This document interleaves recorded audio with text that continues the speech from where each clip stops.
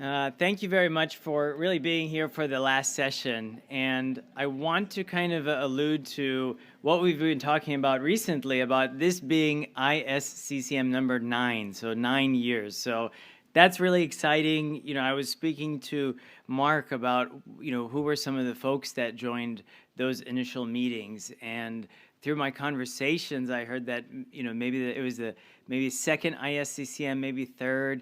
There was a panel to discuss what should we call this industry. And I think Isha at New Harvest had come up or had just conducted some sort of survey to say, you know what, cellular agriculture is a great name, after she came up with it to say, hey, this is going to stick. And then it was decided, I believe, at one of those early ISCCM meetings that cellular agriculture is what we'll be using as a name for this industry. So I'm really excited to really kick off this impact session, the final session of the conference, with keynote lecture by Isha Datar, entitled Mission Cell Ag, a Call to Action for Collective Progress. So without further ado, I'll pass it on to Isha. Let's give her a round of applause. Thank you.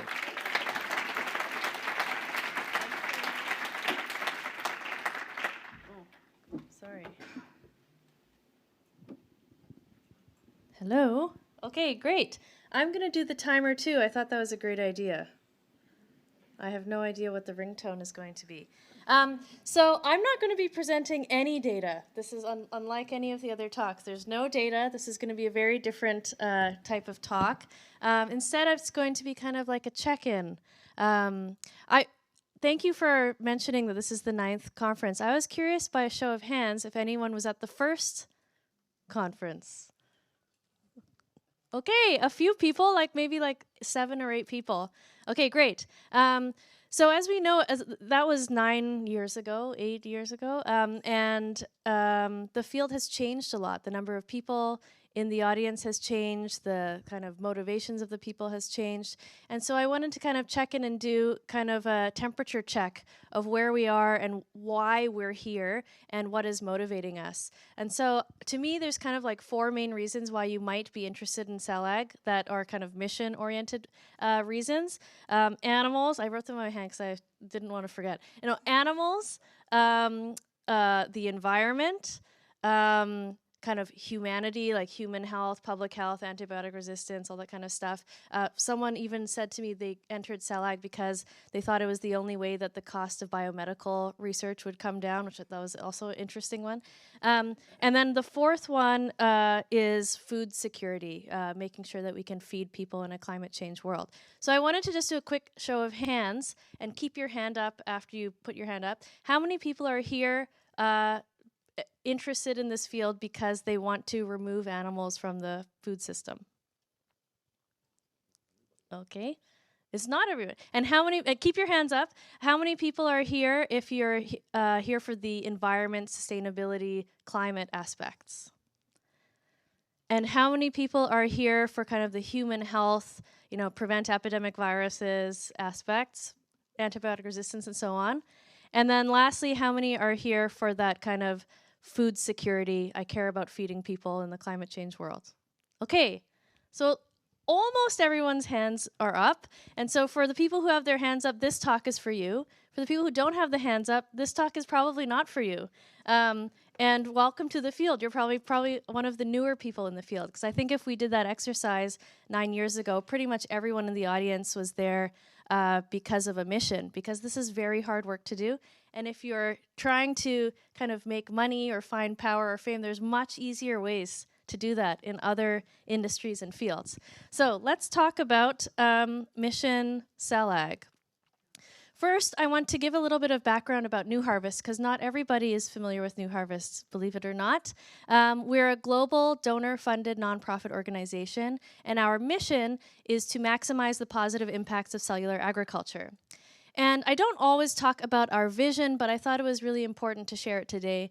Our vision is a world where that mission is realized. And so what that world looks like is that cell ag is accessible such that anyone in the world can participate in the understanding, production, and consumption of cell ag products. The second thing is cell ag has to be applicable, such that cell ag technologies can be applied accordingly and appropriately to different cultures, regions, and cuisines. So cell ag, the kind of act of making these foods, can be adapted for all kinds of cultural settings, that we're not just making burgers and nuggets and kind of these processed food for kids kind of stuff. And then lastly, that cell ag is accountable, that all these claims that we make in the field that it's going to be better for the environment and animals and so on can be substantiated, and there is full transparency along the entire length of the supply chain. Because we spend a lot of time talking about cells and bioreactors and so on, but at the end of the day, something has to be grown from the sun in order for us to consume it. So we need to be thinking all the way back to what are those initial inputs into cell ag, what are those crops, where are they going to be grown, or do we like kind of the ethics of how those things are grown and so on. So I'm sharing this vision because this is our vision at our organization, and I think kind of the takeaway from this talk, which I'll give away in the first slide, is for everybody here in the audience who had their hand up to articulate your own vision of why you're in the field and what kind of world you want to see as a participant in cell ag.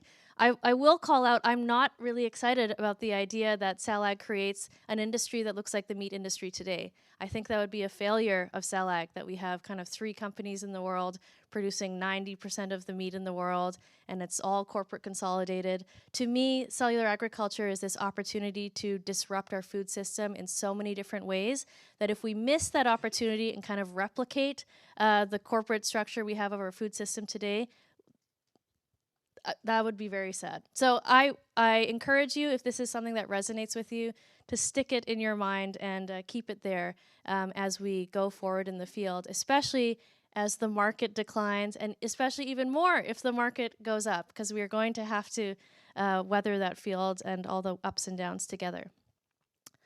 So I'll skip through this very quickly because we just did it. Why are we here? All of us in the room are here today because we believe that cellular agriculture can radically change our global food system. We think that it can ignite this concept of a protein transition. So we talk a lot about energy transitions and how much we need to move away from fossil fuels and non-renewable resources towards kind of more diversified ways to produce energy. We need this kind of same type of thinking in protein. To me, the factory farm is the coal mine. It is very dirty and dangerous, but it absolutely gets the job done. It delivers a lot of value to people today, but will it be able to deliver value going into the future, especially when we consider that the more effective we make a factory farm, the more prone it is to risks such as, antibiotic resistance, epidemic viruses, and so on. Secondly, we're excited about cell ag because it could build resilience into our food system for that same reason, diversification of where our protein comes from. And we also have to acknowledge that the way our food system is set up right now is prone to collapse in a lot of different ways. Here is a attempt to contain an avian flu. In 2015, when we were trying to raise money for Clara Foods, something like 50 million chickens had to be culled that year because of an avian flu. That is obviously terrible for chickens, but it's terrible for people who eat chickens and eggs, and it's terrible for the farmers who had to produce all of those chickens as well. Of course, I like to remind people that we're advancing cellular agriculture in a world where agriculture is changing anyway. Like, I have this line that I drop sometimes that cellular agriculture is not going to change the world, and actually climate change is going to change the world, and so agriculture has to adapt in order to kind of keep the world going the way that we like it, to keep this kind of bounty that we have access to today. So keep this in mind, in this world where the rules of farming are changing, the regions for where things are growing are all shifting, the way you can plant certain things in different areas is changing. We need to come up with kind of more resilient ways to be producing food. I think cell ag is one of those ways, but we need it like right away. We need to be working on this right away. And last but not least, to me, I'm most excited about cell ag because I think it gives us an opportunity to reimagine the world. If you think of that long arc of history, the world is shaped by agriculture. Like, humanity's footprint on our earth is animal agriculture. We dedicate 1/3 of our planet to growing animals for food. That is the entire size of North and South America combined. So this kind of footprint that we have on our the one life-giving planet that we know of is really shaped by animal agriculture. And if we can create food in a different way, we actually have this capacity to reimagine how that planet is used, reimagine the world going forward, and kind of think about sustainability for humanity. I hope not until 2030 or 2050 or 2100, but for thousands more years. So we're here for all of those reasons. We think that cell ag can radically change our global food system, but we need to also acknowledge that technology on its own doesn't just kind of change stuff and have a mission behind it. It is all of us in this room, whether you are kind of a scientist in the lab or a CEO raising money or kind of an executive at a nonprofit or something like that. We all have this job of stewarding the technology towards the positive type of disruption that we want to see rather than the negative type of disruption, which is honestly usually more incentivized for. So when we think about those positive sides, yes, of course, we want to see reduced animal suffering. We want to see sustainable, healthy food. I personally would like to see cell ag be kind of a force for democratizing and decentralizing our food production. And we also want to incentivize new business and financing models in order to get there, because we have to acknowledge that our current business and financing models kind of want us to create large corporate conglomerates and kind of want us to emulate the Tyson-Cargill model of producing food. But then on the negative side, we have to acknowledge that cellular agriculture could not be pretty much either more of the same or potentially worse than the same. So it could offer less environmental, nutritional, and animal welfare benefits because there is no regulatory body that enforces those things.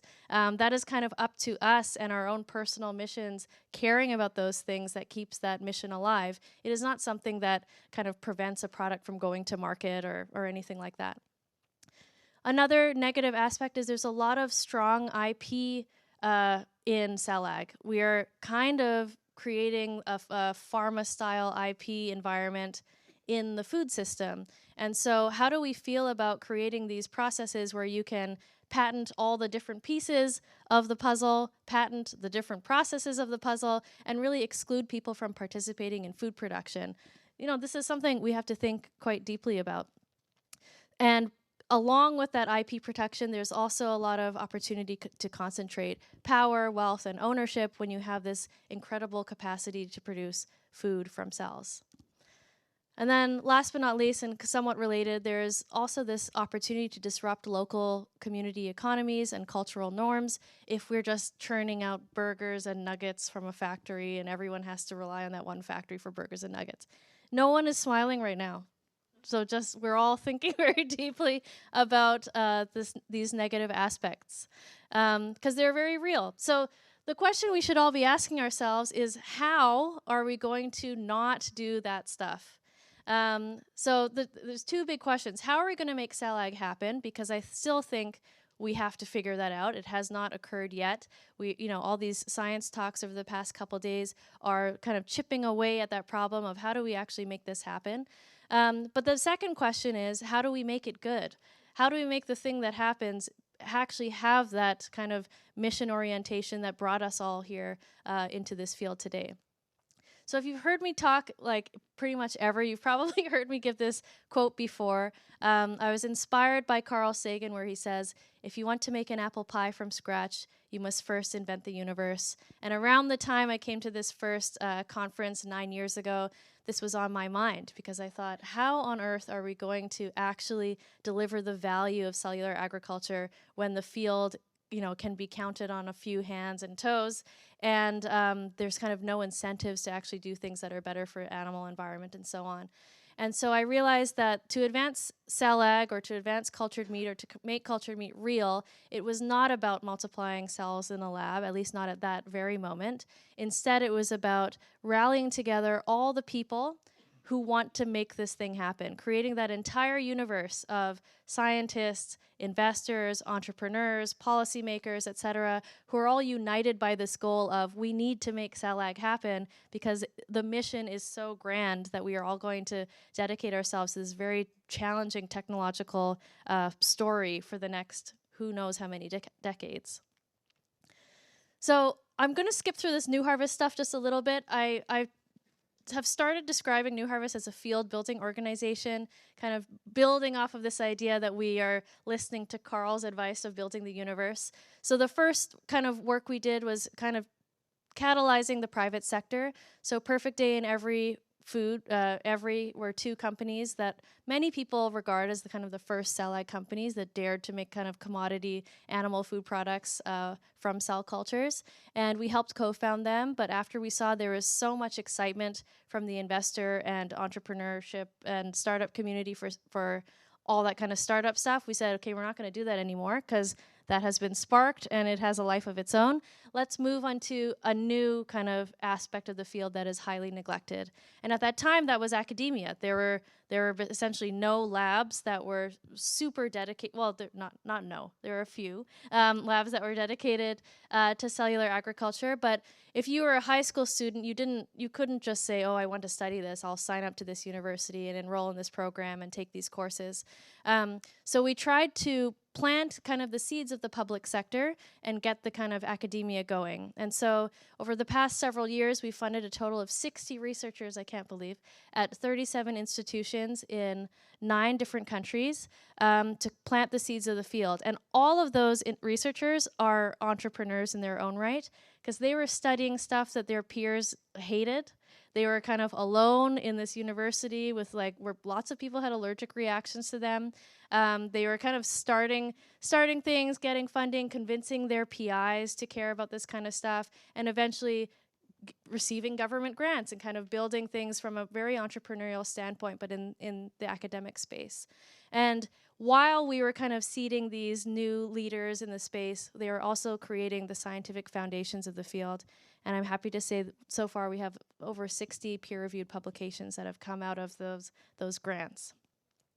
And then most recently, we've been doing a lot of multi-stakeholder collaboration. So you spark the private sector, spark the public sector, and then now spark how much they can work together and collaborate. And so we've done that a lot around safety, some stakeholder engagement with indigenous and farming communities. We're working on figuring out kind of shared infrastructure that the whole field can use together, and a lot of kind of ecosystem and private partnership grants that should bring together the private and public sectors because they really need to work together more. And the kind of output of this New Harvest work over the past 10 years has been a lot of kind of focusing on individual empowerment such that it leads to companies being founded, kind of going and finding their own funding, going off and doing great stuff, hiring a lot of people. And then on the academic side, those researchers convincing their PIs to get in the space and then applying for government grants and securing government funding. So we're so excited to see that the way more government funding and private investment has gone into the field than what New Harvest could have possibly imagined when we started by giving people little bits of money here and there. So I don't know if these numbers are relevant right now, but this is what I share to the policymakers, that these network effects have brought in over $2 billion in private investment, over $50 million in follow-on public investment, and over 1,500 highly qualified jobs created. So to me, this is the beginning of that universe that we're trying to build. But I wanted to kind of point out what this universe needs to look like in order for us to move forward. We need this combination of the public and private sectors, and then we need them to collaborate a lot. The public sector, of course, for any biotech field offers that foundational research, those kind of shoulders of giants that we all stand on when we are starting a company or creating a product. It creates that talent pipeline, which is going to become the hires of these companies and so on, and the independent expertise, which is so important for evidence-based policymaking or informing kind of governments in how they should be thinking about these products and how to regulate it and how to fund it and all that kind of stuff. And then the private sector does a really great job at the R&D and IP, kind of taking those technologies and scaling them and giving them to the world and making them available to people, and then of course hiring people. But there's a lot that needs to be done in the space in between. That's where we can come up with standards. That's where we can come up with standards not only for kind of safety and regulatory and kind of to spark the academic research, but we can also potentially come up with our own standards of sustainability, those kind of mission-oriented standards of what are we going to agree not to do. We've never agreed to this on paper, but I would love to. Are we going to allow FBS to be in our products? That could be something that we all agree upon kind of at a mission level, kind of like a manifesto level. These are the types of collaborations that I think would be very meaningful going into the future. And I also wanted to add in regionality. I think that vision of CellAg as being applicable to different regions is really important.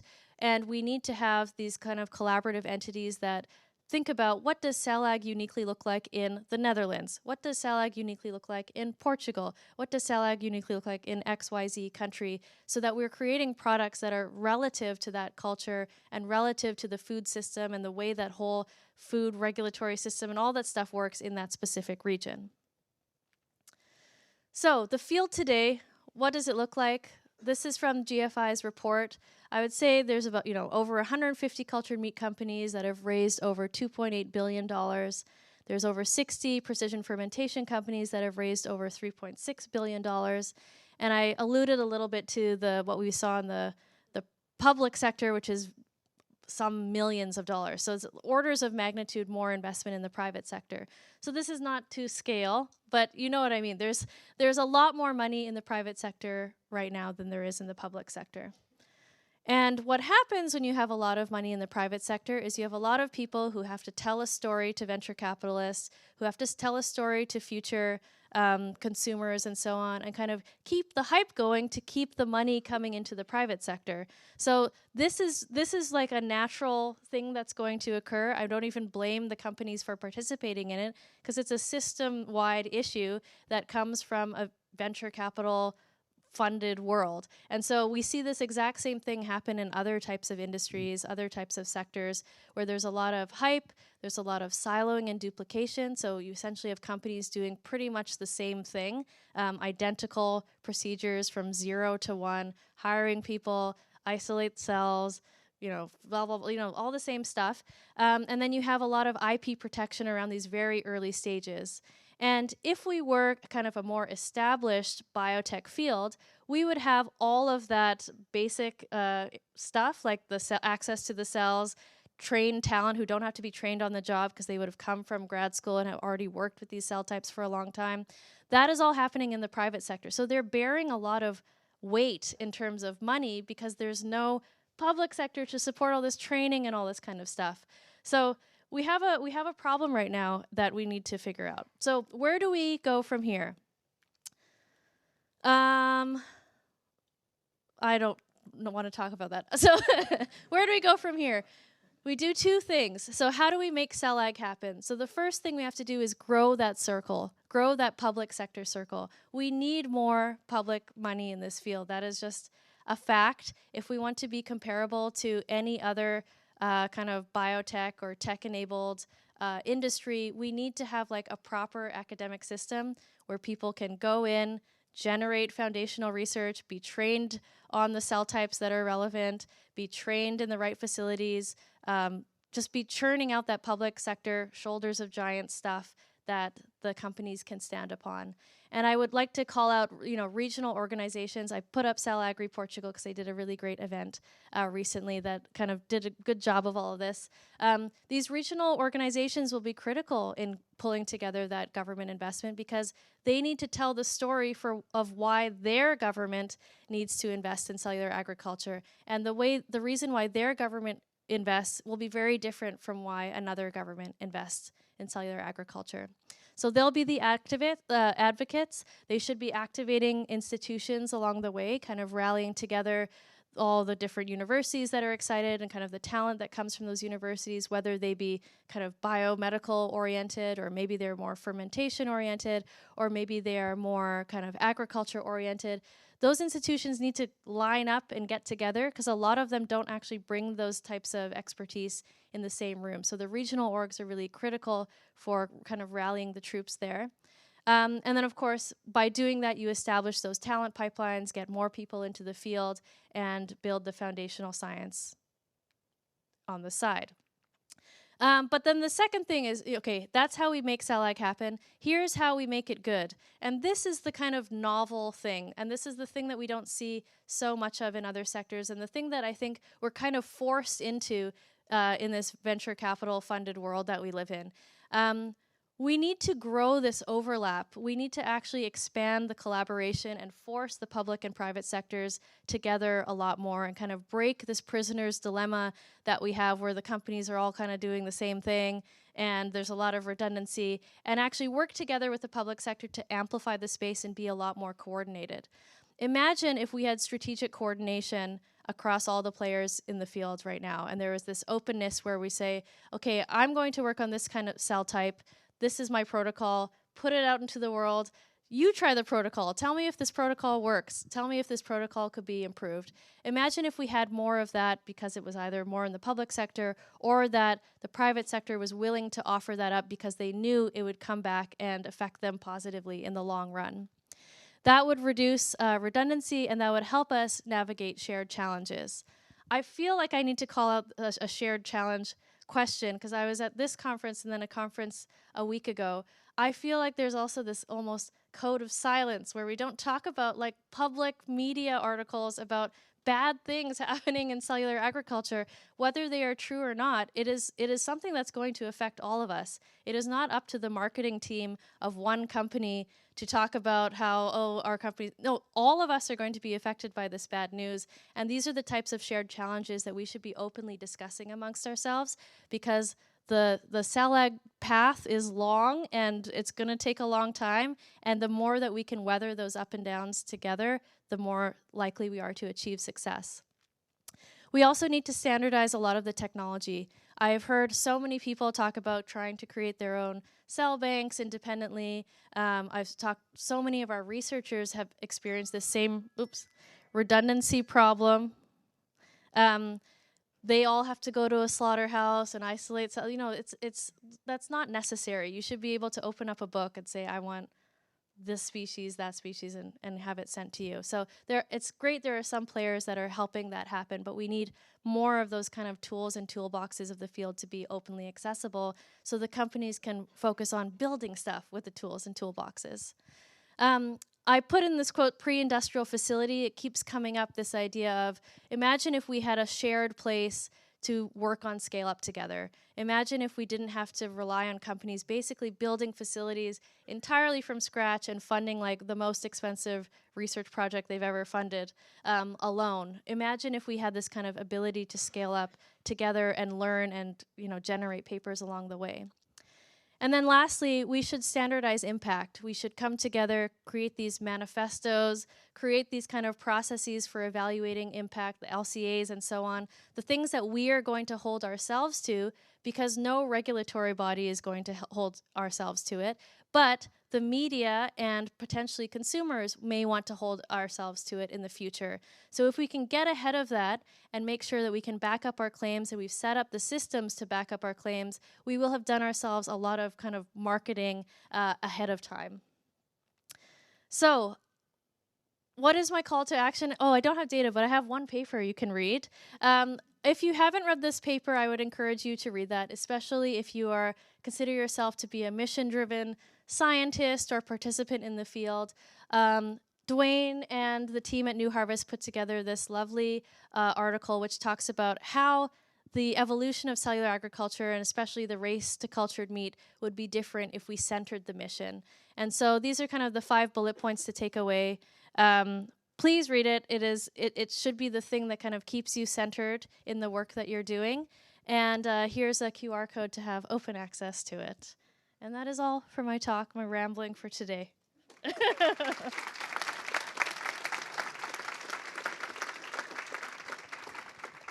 Do we have questions?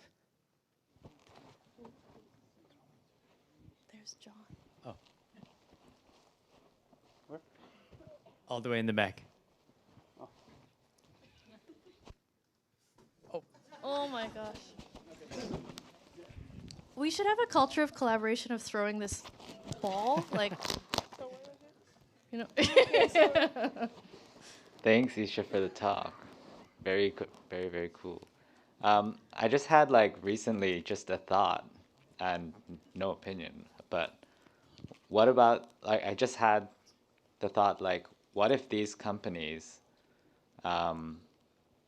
if they didn't try and stretch, I'm not saying lie, I think just maybe stretch the truth and say like we're coming out with a product in 2 years, when actually it's maybe closer to 10 years, would they just have never gotten funding to do the development work to actually like make the technology a reality? That's why I don't want to blame people, because I think the system is bad for advancing mission-driven technology. Like, I feel like the way that things have evolved in this field is exactly the way that the system has set up for. Like, you know, we co-founded those companies in the beginning because venture capital was the only type of money who would even dare to support the kind of concept of growing food from cells. So that is, it's nobody's fault. It's just that's the way it's set up. So now that we're in it and we have maybe a little more power or access to resources than we did in the beginning, we should try and steer ourselves to try doing new and different things.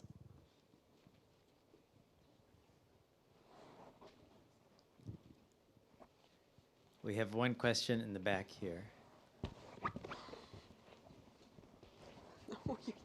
I don't want to break the camera.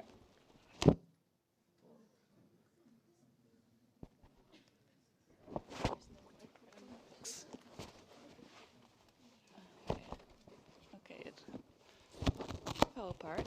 Okay, thank you for your talk.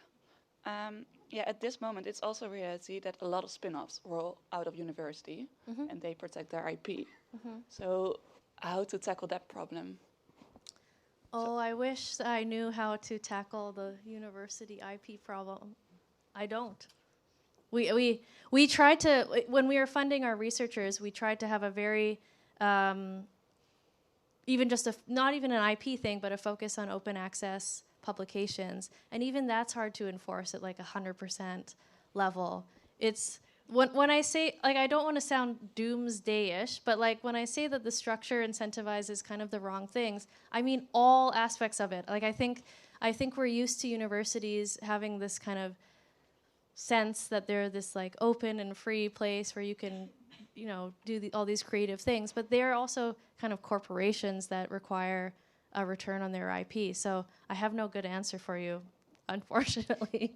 I mean, that's why people want to do their own thing completely outside of universities and secure VC funding. I think what we can do is like dare to be honest, especially with venture capital and kind of private funders, because at the end of the day, they are also just individual people that you are convincing to support a thing. And there are some really great funders who are like patient, who understand how the science happens and all that kind of stuff. I feel like the more honest we are about the technical challenges ahead and the kind of you know, ways we need to adapt in order to get this research funded, you know, the better off we're all going to be. And we have time for one more question in the front.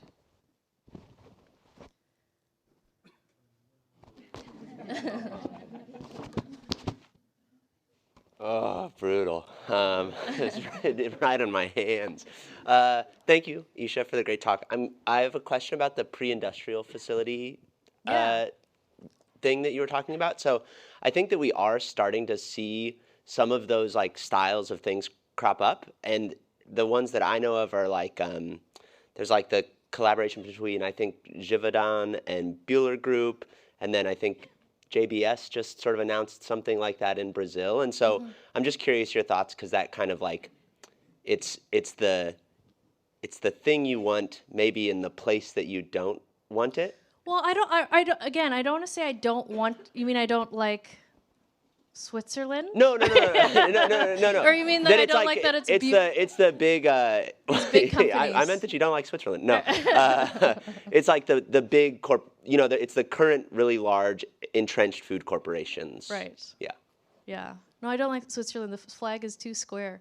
No, but I think that the entrenched corporation thing is okay, because we've actually seen one of our board members worked at the Basel Institute of Immunology, which was funded by, I think, Roche or some giant corporation. But it was a very openly designed institute, which was meant to be this very creative space where people were working, collaborating. Everything was very accessible and published. You know, there have been precedents where private companies have created exactly the thing that I'm talking about. You know, these these kind of places where you can innovate and scale and do all these things in a very kind of generous way. And the impact is not always like, just a patent that you're going to license, you're going to make money off that thing tomorrow. It's not so small. The impact is probably similar to that New Harvest web, where it kind of goes on and on and on, but ends up being very, very impactful in the long term, because like a lot of people found companies, or a lot of people rely on the technology that comes out of it. So I don't say I'm writing off companies, or I'm writing off this structure, or VCs, or anyone. I'm just saying we all can potentially, in our different roles, do things differently. And there's actually been a lot of precedent for doing things more openly and differently in the past that has churned out a lot of great science and created a lot of stuff that has publicly benefited a lot of people, especially in medicine. So we just have to do it. We just have to decide to do it. That's all. Thanks. Thank you very much. Thank you.